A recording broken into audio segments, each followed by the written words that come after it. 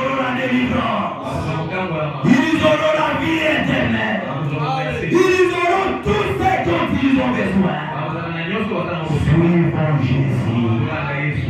Amen. Bien-aimés frères et sœurs, lui a refusé Jésus. Mais la Bible dit, par rapport à la parole que Jésus avait donnée, dit je l'homme riche de Lazare. Quand ce jeune homme riche, son âme a été rédémarrée. Il est descendu dans les séjours des morts. Et quand il est descendu dans les séjours des morts, il s'est retrouvé dans un endroit. La Bible dit qu'il était en proie au tourment. Et là, il commençait à demander, Père Abraham, envoie Lazare, qui trempe son bout de doigt dans l'eau, qui vienne seulement faire tomber une goutte d'eau pour rafraîchir ma langue. Parce que ici où je suis, je souffre cruellement. Amen. Mais Abraham a répondu à ces gens riches. Entre vous et nous, il y a quelque chose qui nous sépare. Il y a un grand abîme. Bien aimés frères et sœurs, avant la première résurrection, tout le monde est descendu. Il descendait dans les séjours des morts. Que ça soit chrétien, qu'il soit païen, tous descendaient dans les séjours des morts. Mais les séjours des morts étaient divisés en deux parties. Il y a une partie qu'on appelle la prison et une autre partie qu'on appelle le paradis. Est-ce que vous avez fait des frères?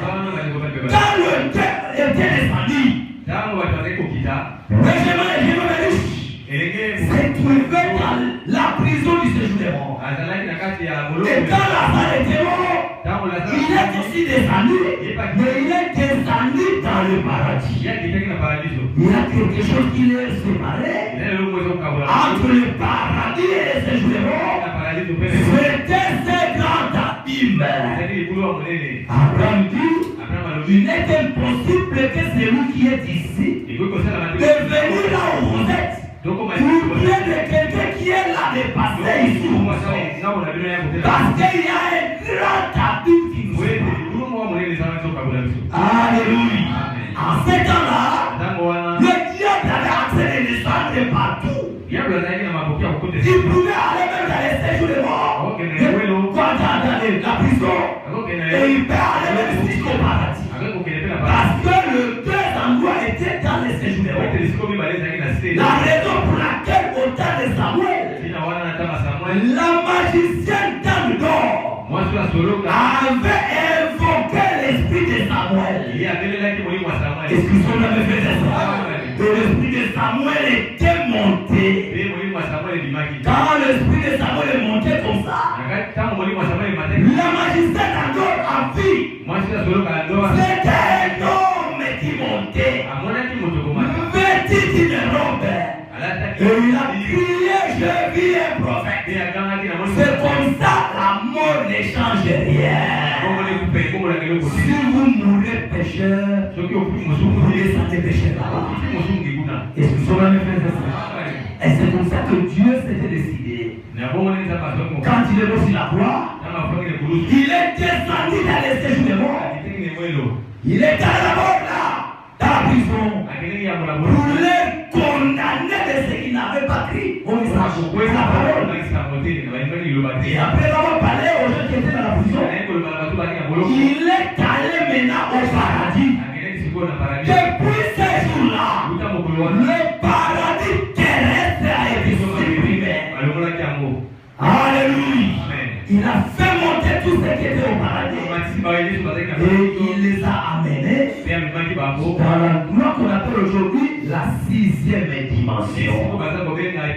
Aujourd'hui, si un frère, une sœur meurt, il est descendu, il monte. Est-ce que vous avez fait ça? Bien, mes frères et sœurs, par Il est descendu dans la prison de Séjour.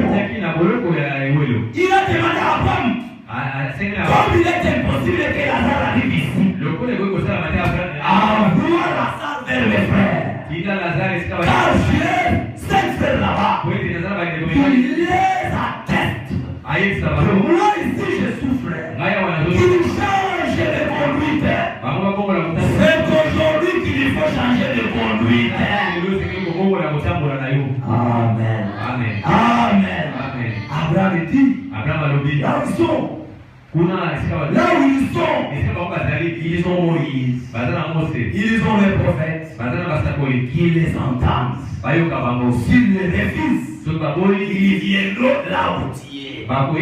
C'est la même chose aujourd'hui, frère. Si vous refusez la parole, vous refusez de suivre Jésus, Dieu ne change pas sa manière de faire.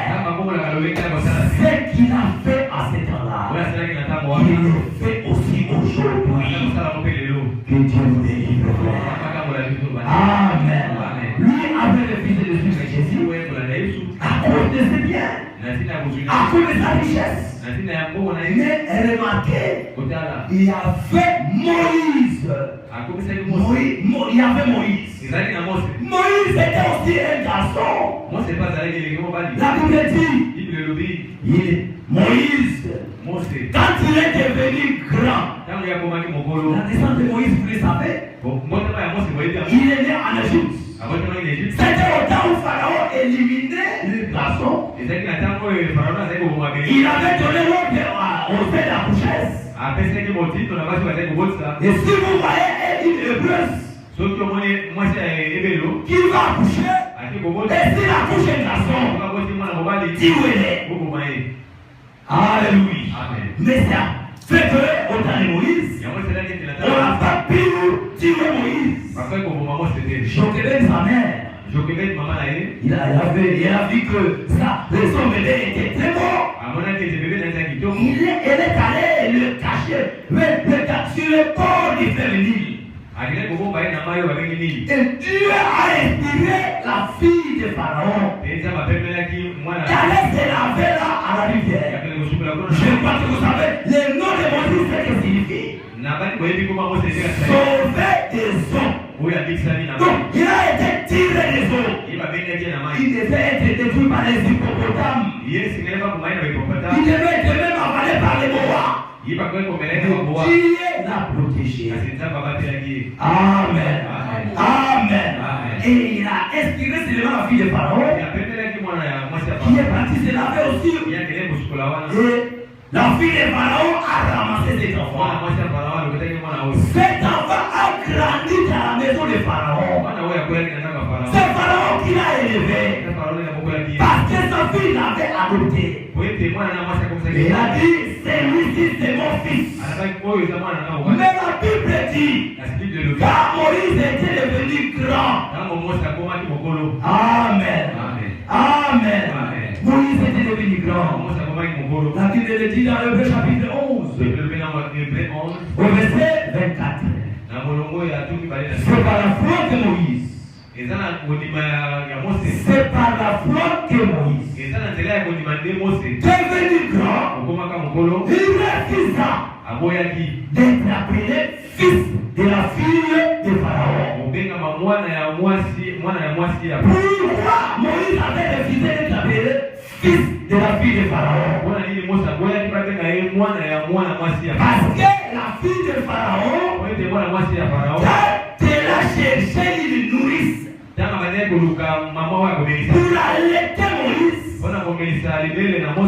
C'était la mère de Moïse qui était venue pour allaiter Moïse.